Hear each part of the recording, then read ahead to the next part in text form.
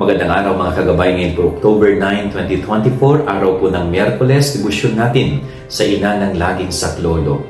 Napakaganda po ng gospel. Nire-remind tayo ng Panginoong Jesus kung gaano kahalaga ang pananalangin. Bakit? Sapagkat sa pananalangin, sa ating pagdarasal, kumbaga nakikipag-usap tayo sa ating Panginoong Diyos. No, sa pagdarasal, nakikipag-communicate tayo sa ating Panginoong Diyos. Kaya very important po yun.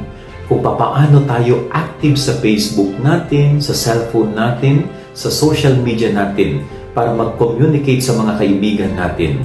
Sana mas aktibo tayong makipag-communicate sa Diyos sa pamamagitan ng pagdarasal. Araw-araw ba nagdarasal ka? Pagkagising mo sa umaga, sa mga oras na ikaw ay walang ginagawa, at sa gabi na bago ka matulog, do you pray? Yan ang ating gabay-aral ngayong maghapon. God bless po sa inyong lahat. Pagpalain kayo ng Panginoon.